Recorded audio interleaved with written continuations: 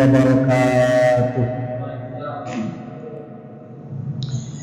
Alhamdulillahilladzi arsala rasulahu bil huda wa bil haqq liyudhhirahu 'ala dini kullihi wa kafaa billahi shahida. Asyhadu an la ilaha illallah wahdahu la syarika lah wa asyhadu anna sayyidana wa nabiyyana Muhammadan abduhu wa rasuluhu la nabiyya wa la rasula ba'da. Allahumma fasalli wa sallim wa barik ala sayyidina wa maulana Muhammadin wa ala alihi wa ashabihi wa azwajihi wa dhurriyyatihi wa man tabi'ahum bi ihsanin ila yaumil waqi'. Amma ba'du fa ya ibadallah, usikum wa nafsi bi taqwallah wa ta'atihi faqad fazal muttaqun. Ittaqullaha haqqa tuqatih wa la tamutunna illa wa antum muslimun.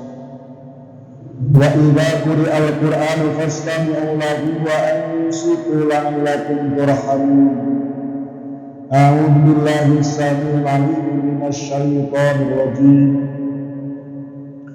Bismillahirrahmanirrahim. Qalu subhanaka la ilma lana illa ma 'allamtana innaka antal alimul hakim. Wa qala aydan fi ayatin ukhra yauma la yanfa'u malun wa la banun illa man atallaha biqalbin salim. Wa qala Nabi sallallahu alaihi wasallam ala inna fil jasadi mudghah idza salaha salaha jasadu kullu wa idza fasadat jasadu kullu ala wahyal qalbu. Sadaqallahul azim wa sadaqa rasuluhun nabiyul habibul karim wa nahnu ala dzalika minasy syahidin wa syakirin walhamdulillahi rabbil alamin. Masyarul muslimin wa sumratal mu'minin, jamaah salat maghrib musalla al-islah yang senantiasa semuanya dirahmati dan dimuliakan Allah Subhanahu wa taala. Puji serta syukur marilah kita panjatkan kehadirat Allah Subhanahu wa taala yang Maha Ghafur. Salawat teriring salam pamuja terlimpah curahkan kehadiran junjungan kita habibana wa nabiyana wa maulana Muhammad sallallahu alaihi wasallam, kepada segenap keluarga dan para sahabatnya, dan kita selaku umatnya senantiasa mengharapkan dan mudah-mudahan selalu mendapatkan syafaatul ulama fi dunya wal akhirah, amin ya rabbal alamin. Masyarul muslimin wa sumratal mu'minin rahimakumullah. Dua hal yang paling penting dalam jasad kita, yakni adanya tubuh dan adanya ruh, adanya badan dan adanya ruh. Ada yang lahir, ada batin. Kedua-duanya ini kalau ingin bekerja dengan maksimal harus seiring dan sejalan serta sehat keduanya.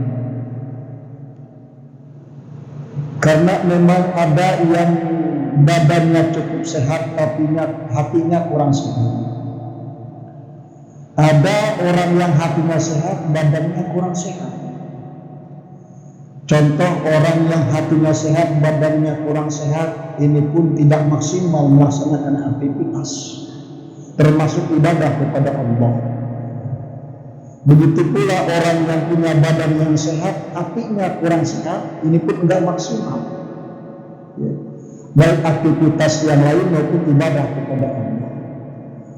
Oleh karenanya, jika ini mendapatkan hal yang maksimal dalam beraktivitas, termasuk ibadah kepada Allah Subhanahu wa taala, harus sehat kedua-duanya. Sehat lahir, sehat batin. Maka yang seringkali kita sebut sehat wal afiyah. Jadi kalau sudah disebutkan sehat wal afiyah itu artinya sehat lahir, sehat batin. Jasadnya sehat, hatinya sehat. Maka biasanya ada sebuah kalimat, sebuah ungkapan Al-aqlu salim fi jismi salim. Akal yang sehat itu terletak pada badan yang sehat. Sebab banyak orang yang badannya sehat, akalnya tidak sehat. Begitu juga akalnya sehat, badannya enggak sehat, itu pun enggak maksimal. Jadi ternyata kedua-duanya ini penting. Oleh karenanya supaya sehat kedua-duanya mempunyai makanan yang mesti kita suguhkan dengan makanan yang sehat. Kalau badan pengen sehat, berarti makanannya harus sehat. Begitu juga dengan hati. Kalau hati kita pengen sehat, berarti kasih makanan yang bergizi. Cuman bedanya makanan hati dengan makanan badan itu beda. Kalau badan sehat, Pak dikasih makan nasi goreng juga nikmat. Badan sehat. Apakah bisa nasi goreng itu bisa mengobati hati yang sakit? Oh, enggak. Gitu ya. Contoh gitu ya. Badan sehat mah dikasih makanan dengan ayam bakar juga sehat, nikmat. Nah, ayam bakar yang dirasakan nikmat oleh badan yang sehat tadi, apakah bisa untuk makanan hati? Nggak bisa. Nah, oleh karenanya supaya sehat kedua-duanya, sehat lahir, sehat batin, sehat badan, sehat hati, maka kita berikan makanan yang seimbang. Berikan makanan yang balance, yang seimbang, yang seiring dan sejalan. Tentu dengan makanan yang berbeda. Bapak rahimakumullah. Sebab kenapa kita perlu dengan hati yang sehat? Karena nanti ketika menghadap Allah Subhanahu wa taala, apa yang disampaikan dalam Al-Qur'an, badan ini kan sebagai fasilitas. Kita dikasih badan ini, dikasih panca indera ini sebagai fasilitas, supaya bisa membawa dan bisa melaksanakan sesuai dengan komando hati dalam rangka ibadah kepada Allah Subhanahu wa taala. Gitu. Sehingga kata Allah, yauma la yanfa'u malun wala banun illa man atallaha biqalbin salim. Sebab suatu hari nanti akan datang kepadamu. Kepada siapa aja ini? Mau muda, mau tua, mau cakep, mau kurang cakep, mau cantik, mau kurang cantik, pokoknya akan datang. Satu hari ini akan datang kepada siapa saja, kepada kita semuanya.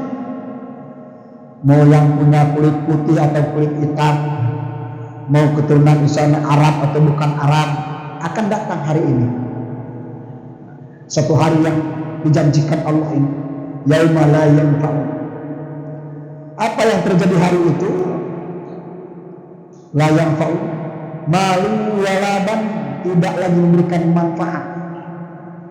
Harta dan anak-anaknya tidak lagi akan memberikan manfaat di hari tersebut, baik itu harta maupun anak-anaknya.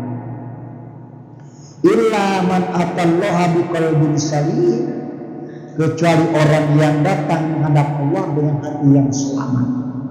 Hati yang selamat adalah hati yang sehat, hati yang bersih, hati yang ada kesejahteraan di dalamnya, hati yang ada ketentraman dan ketenangan di dalamnya. Inilah orang yang bakal selamat. Sebuah penghargaan yang Allah berikan kepadanya. Apa kata Allah? Ya ayyatuhan nafsul mutmainnah, irji'i ila rabbiki radiyatan mardiyah, fadkhuli fi ibadi wadkhuli jannati. Untuk siapa ini panggilan ini? Untuk orang yang biqalbin salim, orang yang punya hati yang sehat, hati yang damai, hati yang sejahtera, hati yang di dalamnya ada ketenangan dan ketentraman. Nah, untuk mendapatkan hati yang seperti ini tidak bisa dengan selalu ada gadabrak, tidak bisa. Nah, ataupun dengan disuguhkan makanan yang sehat yang disebutkan tadi, ya, dengan makan makanan yang bergizi dan sebagainya. Nah, apalagi sekarang musim makanan bergizi gratis, nah, nggak cukup dengan itu, Pak. Ya, maka harus kita berikan makanan hati kita supaya sehat. Hati kita supaya selamat, hati kita supaya ada ketenangan dan ketentraman serta kedamaian di dalamnya, kita harus kasih makanan yang sehat. Apa makanan hati itu? Kalau dalam kata lain disebut dengan tombok hati gitu. Itu obat hati. Ternyata hati itu perlu obat. Kita selama ini kadang-kadang cuma peduli dengan penyakit lahir. Luka tergores peso, langsung cari obat. Kebentur, kemudian benjol, cari obat. Ada tuh apa namanya obatnya itu, tombok gitu ya, yang menghilangkan duri itu benjol, bener kan? 1 jam 2 jam dikasih terus tes kan. Nah, kita seringkali tergerak cepat sekali tindakan kita ketika lahir ini yang terluka. Ya, kena luka goresan pisau, langsung cari apa namanya perban dan sebagainya, diolesi salep dan sebagainya, cepat sekali. Ataupun ada koreng dan sebagainya, sampai kita bawa ke dokter, disuntik dan sebagainya, dikasih obat salep, disuntik dan sebagainya. Supaya apa? Supaya lukanya ini, korengnya ini, boroknya ini, radangnya ini sembuh. Kita seringkali cepat tanggap dengan penyakit lahir, penyakit badan, yang padahal kalau penyakit badan ini udah sampai akhirat, Pak. Nggak ada orang masuk neraka gara-gara kenapa kamu masuk neraka? Gara-gara stroke, Pak? Enggak.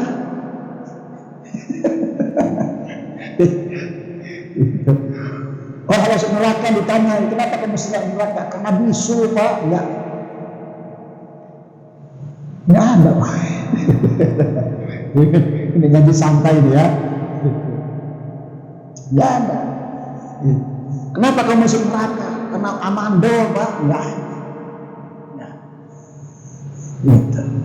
Orang pada umumnya mendapatkan azab Allah Subhanahu wa taala yang disebut dengan masuknya ke dalam neraka itu dengan karena penyakit batin, penyakit hati. Maka inilah yang sangat penting kita obati, yang selama ini kita kadang-kadang nggak peduli. Hati kita ini ada penyakit yang mesti kita sembuhkan. Hati kita ini sedang kurang baik-baik saja, yang mesti kita cari obat supaya dia baik. Hati kita ini kurang apa namanya, menemukan sebuah ketenangan dan kedamaian yang mesti kita usahakan untuk mendapatkan obatnya. Kita kadang-kadang gak connect dengan itu, Pak. Iya. Rahimahumullah. Ternyata baginda Rasulullah Sallallahu Alaihi Wasallam di dalam sebuah sabdanya, sebuah hadisnya menyiapkan akan nasihat buat kita disampaikan beliau. Paling tidak ada 5 perkara yang Allah jadikan itu sebagai obat hati.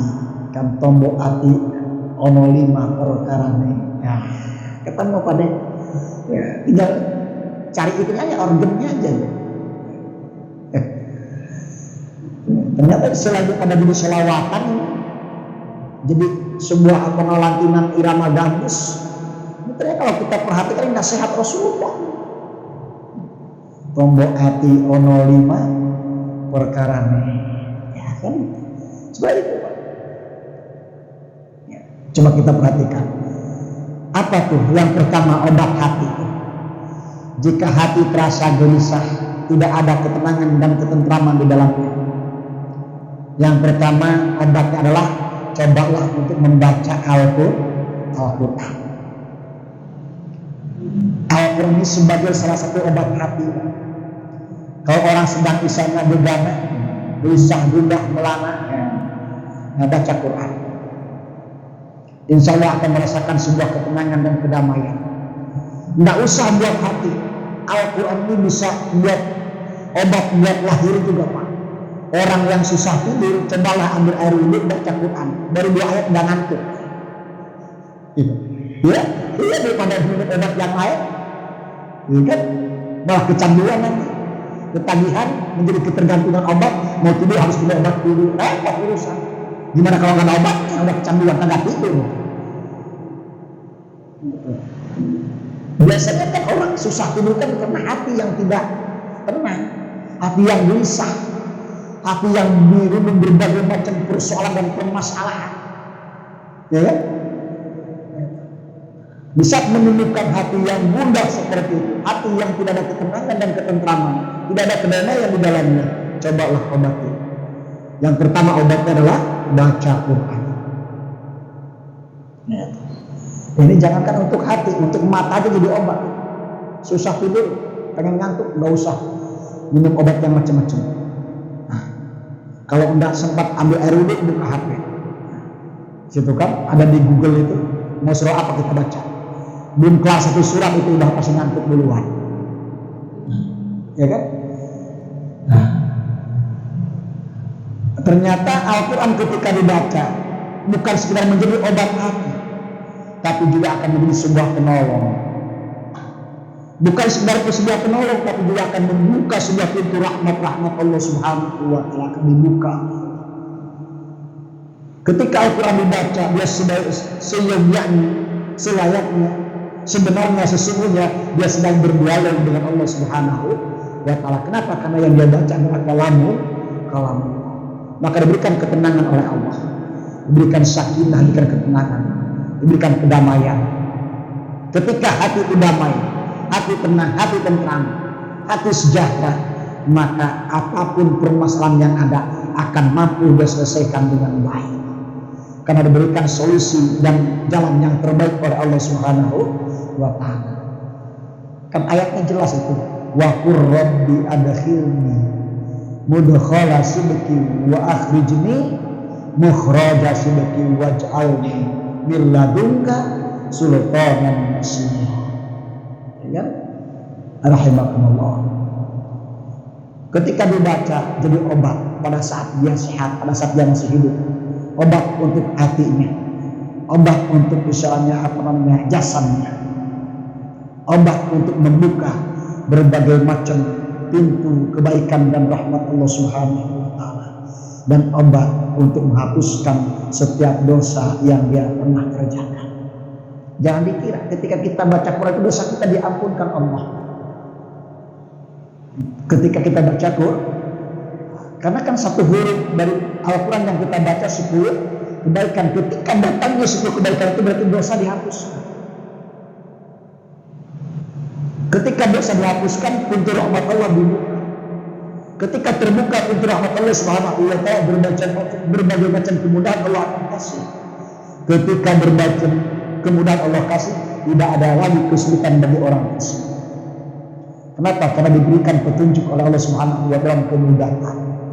Maka dalam Al-Quran disebut dengan Dzalikal kitabul la raiba fihi hudan lil muttaqin. Rahimakumullah. Satu, obat hati ya. Jadi kalau kita pada saat ini ada dalam kegelisahan, ada dalam suasana yang gundah, perasaan yang tidak enak, penuh dengan rasa was-was dan sebagainya, karena memang seringkali nonton was-was. Jangan cari obat yang lain, ambil Al-Quran, baca Al-Quran, obati. Berarti hati kita pada saat rasa gundah dan gelisah itu, berarti hati kita sedang tidak baik-baik saja. Insya Allah hati.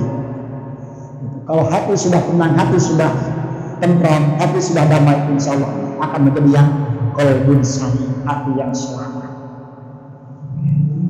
Karena setiap gerak-gerik perbuatan itu malasnya kita untuk ibadah karena hati kita yang kotor, tertutup dengan aib dan dosa yang kita perbuat, sehingga malas ketika diajak untuk melakukan kebaikan.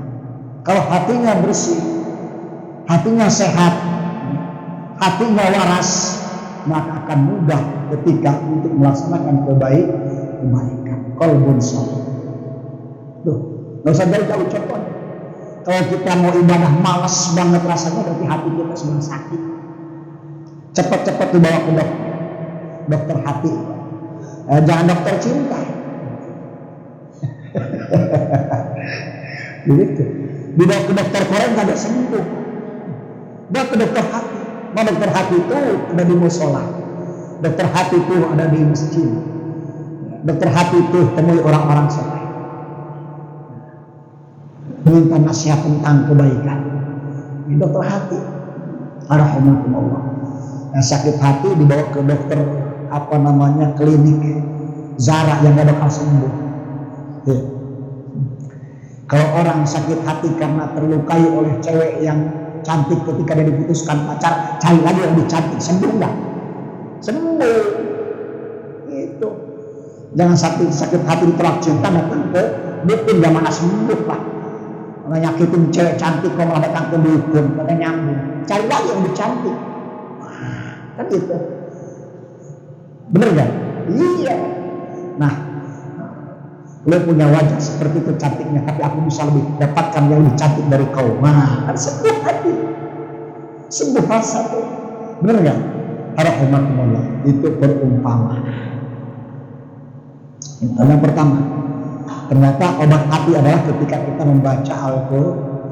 Nah, biar bagaimanapun sempatkan, entah dengan cara hafalan, entah dengan cara mikir kita dengan menggunakan bacaan Al-Quran, sempatkan. Sekarang makan gampang, tidak mesti kita harus pakai koko, pakai peci, pakai sarung baca Quran, tidak mesti harus punya wudhu, tidak. Di HP kita kan banyak Al-Quran, mau surah apa kita cari di situ ada semua. Rahimahullah. Baca Quran. Iqra'ul Quran ya'ti yaumal qiyamati syafi'an yashabika. Ketika orang baca Al-Quran, niscaya dia sedang berteman dan bersahabat dengannya. Dan teman sahabat itu akan mampu memberikan pertolongan kelak di yaumul qiyamah. Yashabi. Alhamdulillah. Yang pertama. Yang kedua, obat hati yang kedua. Setelah kita baca Quran, obat yang kedua adalah zikir di waktu malam. Berarti kalau orang zikir di waktu malam, sudah langsung zikir, tidak. Berarti kan sebelum dia zikir pasti sholat dulu, ya Pak. Ternyata itu sholat malam jadi obat hati. Siapa orang yang melaksanakan ibadah di waktu gelapnya malam, maka gelapnya malam itu Allah akan ganti dengan kami yaumul qiyamah, dengan cahaya yang sempurna kelak nanti di yaumul qiyamah.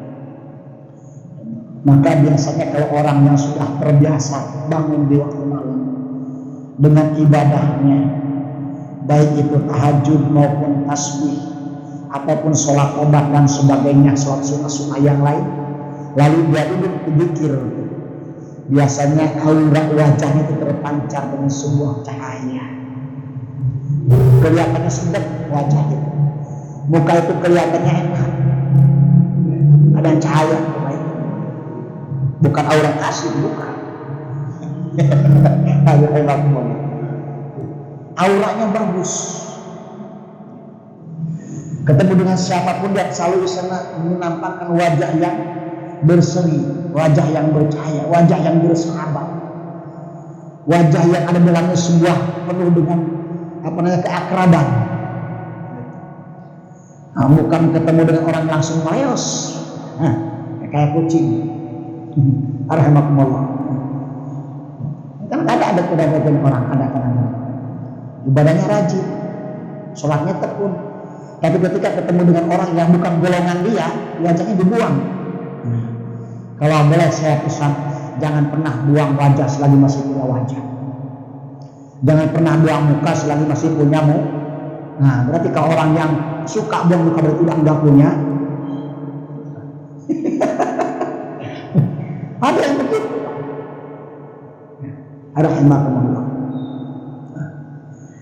Zikir wangi, zikir di waktu malam, itu termasuk obat hati. Selain diampunkan dosa Allah Subhanahu wa Ta'ala, akan dimurahkan rezekinya oleh Allah. Terlebih dengan zikir istighfar. Kita perbanyak setelah sholat di waktu malam, tidak ada zikir yang lebih utama selain daripada istighfar dan la ilaha illallah. Abdul dzikri fa'lam annahu la ilaha illallah.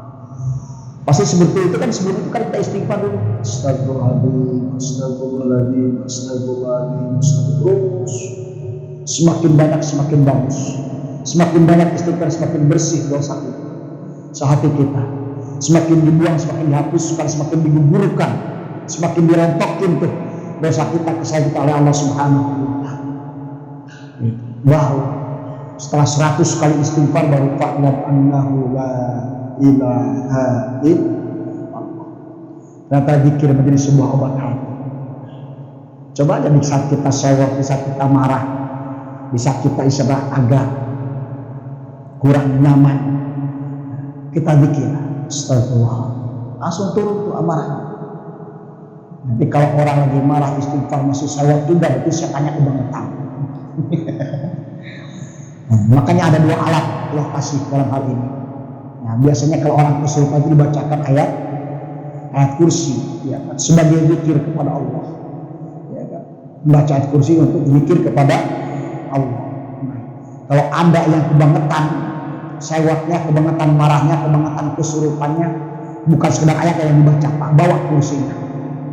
Kalau nggak mempan sama ayat sama kursi. Kalau kursinya nggak mempan, kalau ayatnya nggak mempan, sama kursinya gebok. Masa iya kita kenger. Arhamakumullah. Nah, artinya zikir ternyata bagian pada obat hati.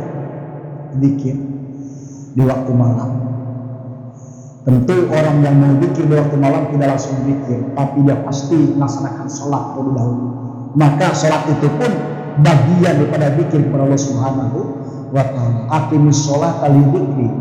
Dirikanlah sholat sebagai zikir kepada Allah Subhanahu wa taala. Belum zikir duduk belum dia doa belum istighfar belum. Bisa kita melaksanakan sholat saja, kedamaian dan ketentraman, ketenangan di hati sudah bisa kita rasakan. Insya Allah. Yang kedua. Yang ketiga, obat hati. Di saat kita tidak menemukan sebuah ketenangan dalam diri kita yang dikomandoi oleh sebuah hati, yang apabila hati ini adalah sehat, akan sehatlah seluruh amal perbuatan yang kita kerjakan, dan apabila hati ini sakit, hati ini rusak, maka rusaklah seluruh amal perbuatan yang kita lakukan. Maka hati perlu dijaga. Kan dulu ada Mars ya, kan? Jagalah hati, jangan kau kotori, jagalah hati, lentera hidup ini. Jagalah suami, jangan kau sakiti, ridhonya suami, ridhonya ilahi. Asik. Rahmatullah. Nah, yang ketiga, ternyata satu, baca Al-Quran. Bisa kita gundah gelisah baca Al-Quran, obat hati kita karena sedang tidak baik-baik saja. Yang kedua, salah satu daripada obat hati adalah zikir kepada Allah. Yang ketiga, obat hati yang ketiga, kalau sudah baca Quran, sudah zikir, masih belum juga menemukan sebuah ketenangan dan ketentraman dalam jiwa kita, dalam hati kita, dalam raga kita, dalam jasad kita, baik lahir maupun batin, berarti belum cocok obatnya. Kan begitu. Nah, biasanya kan kita macam obatin badan aja saat meriang kan. Ini obatnya udah habis diminum kok masih belum sembuh, Dok. Pindah, jangan ke situ lagi. Benar nggak? Berarti nggak cocok obatnya. Ada yang begitu kan? Nah, penyakitnya nggak seberapa, cuma meriang doang. Nah, merindukan kasih sayang. Kasih. Karena punya aku meriang, meriang. Ya, obatnya udah hampir habis tuh. Udah paracetamolnya, udah obat radangnya, udah turun panasnya, obat nyerinya diminum semua, obat antibiotiknya udah minum semua. Udah mau habis, tinggal satu lagi masih juga belum turun panas, masih meriangnya masih ada. Berarti kurang cocok. Cari yang lain. Macam begitu hati. Sudah baca Quran, masih belum juga Allah kasih ketenangan. Sudah zikir dengan sholat malamnya, masih juga belum datang sebuah ketenangan, ketentraman, dan kedamaian. Berarti harus terus cari obat yang lain. Apa obat yang ketiga? Datang kepada orang soleh, bergaul, kumpul bareng, duduk bersama orang-orang soleh. Orang soleh kumpulan, kan gitu kan?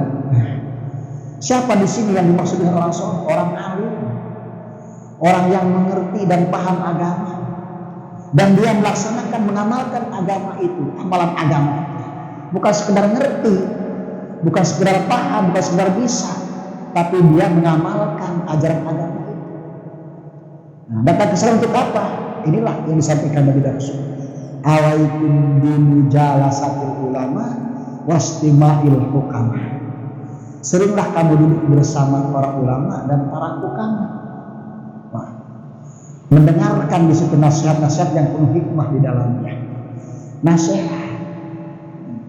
Karena pasti insya Allah yakin kalau orang alim, orang yang berilmu dan mengamalkan ilmunya, mengamalkan agamanya, insya Allah nasihatnya akan baik. Akan ketemu solusinya. Selama ini gelisah kenapa?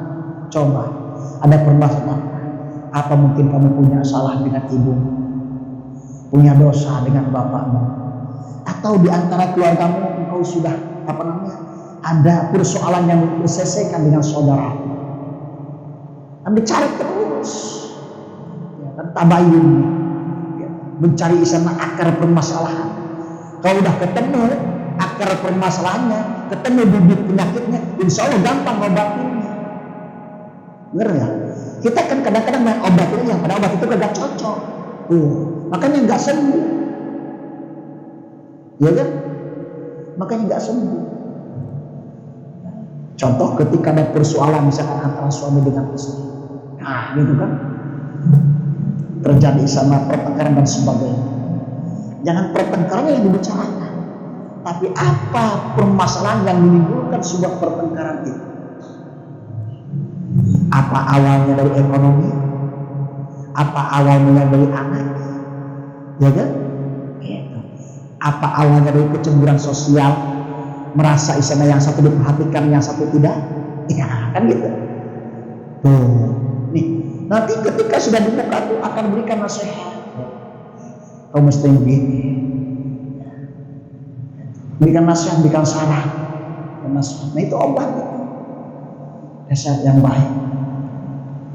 Ketika punya sikap, misalnya punya sikap dan sifat membeda-bedakan antara orang tua kandung dan orang tua dari pasangan kita yang disebut dengan mertua, ya kan? Otomatis yang satu pasangan kita tersinggung dong, ya kan? Contoh misalkan contoh ini, entah kejadian tak ada contoh. Misalkan kita ngasih misalkan sama orang tua kita misalkan 1 juta, ngasih sama ibu mertua kita misalkan 500.000, kira-kira ada enggak itu? Enggak adil kan? Timbul cemburu sosial enggak? Ketika diomong sama bini kita, masa bilang ngasih sama ibumu 1 juta, bilang ibu saya 500.000, terima enggak kan begitu kan? Enggak bakal terima kan? Oh saya merasa ngiri duit kok, ya kan saya yang kerja dan sebagai blok, oh merasa hebat sendiri, tetap salah. Ketika sudah jadi satu kesatuan dalam keluarga harus disamakan, jangan dibedakan. Di saat berbagi, supaya apa? Supaya tidak terjadi kecemburuan sosial, itu kan? Supaya tidak terjadi kecemburuan sosial. Itu sama. Kalau dipikir-pikir, Pak, lebih baik mertua kita, luar biasa baik sama kita. Dan dia yang ngempani itu anak perempuan, dia yang marasi, dia yang dandanin dan sebagainya. Dari kecil, dari meletup dia keluar dari rahim sampai besar, udah gede juga nikmatnya bilang kita yang pakai, coba itu. Apa itu mau itu? Dia berbagi beda-beda, dia tersinggung. Tuh, ini contoh. Ya kan, kudu seimbang. Timbul permasalahan, akhirnya kan. Tuh, tadi mau ngomong. Takut suaminya marah, kagak ngomong enak banget di hati. Tuh, masalah akhirnya. Ini kehidupan ini Pak. Dari sini hati kita bisa rusak. Ketika hati sudah rusak, permasalahan akan terus datang. Kenapa? Hati sudah rusak. Ketika sudah rusak, sudah tidak bisa mengatasi berbagai macam persoalan dan permasalahan. Ketika datang persoalan bukan dihadapi dengan hati yang dingin, dengan kepala yang dingin, dengan akal yang sehat, tapi dengan emosi. Kalau sudah dengan emosi yang kita hancur enggak? Hancur. Tuh. Maka ada nasihat yang ketiga. Kalau sudah baca Quran, sudah sholat, sudah zikir, masih belum ketemu tobat hati, masih belum ada ketenangan dan ketentraman di dalam hati tersebut, belum ada kedamaian, oh berarti carilah nasihat yang baik dari orang-orang soleh, dari orang-orang yang berilmu, yang mengamalkan ilmunya dengan mengamalkan agama Allah Subhanahu wa Ta'ala tertentu, insyaallah. Karena dia akan menyampaikan, itu kan tidak akan membela si A dan si B, tidak akan lurus menyampaikan nasihat. Kamu sebaiknya begini, gitu kan? Ya, contoh kecil seperti tadi, gitu kan? Ketika kau berbagi dengan orang tuamu, bagilah dengan dengan adil. Kalau bapak kandungmu kau berikan sarung BHS, mertuamu pun harus berikan kau sarung BHS. Insya Allah nggak bakal ada kesenjangan sosial, kecemburuan sosial nggak ada. Lebaran ketika kau berbagi dengan ibumu 1 juta, bagilah ibu mertuamu 1 juta. Bumi kita akan anteng. Benar nggak? Kalau sudah anteng kan aman, hati tenang, ketentraman akan kita dapatkan. Ya kan? Oh malah senang itu mertua kalau punya anak 1 lagi yang lebih cantik, aku akan kasih lagi sama kamu. Hebat teman-teman. Kalau gimana hebat nih orang tua mertua itu luar biasa baik. Dia yang urus anaknya, didik anaknya, besarkan anaknya, udah cantik, ya udah gede kasih sama kita, tinggal nikmatnya doang. Ya. Dan dikasih disia-siakan, coba siapa yang sakit hati? Kalau hati sudah terluka, sudah sakit, sakitnya tuh di sini Pak. Nah, ini. Maka obat hati yang ketiga adalah cari nasihat dari orang-orang soleh. Nggak kerasa ya ngobrol begini ya? Tuh, indah banget ya. Ini keseharian kita yang mesti kita pahami betul dalam perjalanan hidup kita. Karena setiap kita pasti butuh, selama kita di dunia ini pasti butuh dengan yang namanya nasihat. Insya Allah. Yang keempat, obat hati yang keempat, setelah kita mencari nasihat, berkumpul dengan orang soleh, ternyata masih belum ketemu. Hati ini masih belum mendapatkan sebuah ketenangan dan ketentraman. Berarti harus cari obat yang keempat. Ada obat yang keempat, belajarlah puasa. Ya kan? Kental perut. Puasa, mengosongkan perut. Ini pun nasihat. Puasa itu bagian daripada pengendalian nafsu, bukan menghilangkan.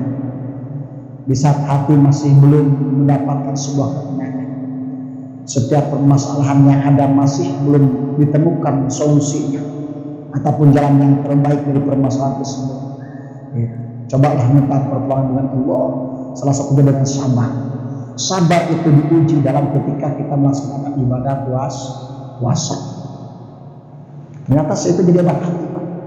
Puasa itu jadi obat hati, mengantarkan perut. Jadi yang pertama adalah baca Quran, yang kedua kita zikir di waktu malam, yang ketiganya kita berkumpul ataupun bergaul, duduk bareng, meminta nasihat saran dari orang-orang soleh, dan yang keempatnya adalah berpuasa. Berpuasa itu bisa wetengnya lakonan kayak gitu ya Pak ya. Jadi dia bikin lapar perutnya, bikin lapar. Itu salah satu obat hati. Rahimahumullah. Ketika berpuasa, contoh, kata Nabi, "Shaumu tasihhu." Berpuasalah kamu supaya kamu sehat. Sehat di sini bukan sekedar sehat lahir, tapi juga sehat batin. Tidak sedikit orang yang sudah punya penyakit mah yang kronis, ketika dia rutinkan berpuasa, berangsur-angsur dengan puasa itu membawa kesehatan, bisa pulih kembali. Tidak sedikit. Coba aja di saat kita nggak puasa, jam 7, jam 8 pagi belum ada yang masuk, kita sudah keroncongan, sudah perih, benar nggak? Sudah nggak nyaman. Tapi kalau kita niatkan puasa, ya kan? Nah, itu obat. Rahmatullah. Mudah-mudahan ini bermanfaat buat kita semua. Lalu yang kelima, yang terakhir apa? Jalin hubungan silaturahim dengan baik. Itu pun bagian daripada obat hati. Jalin hubungan silaturahim dengan baik, jaga hubungan silaturahim dengan baik dengan orang tua kita, dengan saudara kita, dengan teman kita. Karena disitulah akan datang sebuah ketentraman dan kedamaian serta ketenangan baik lahir maupun batin.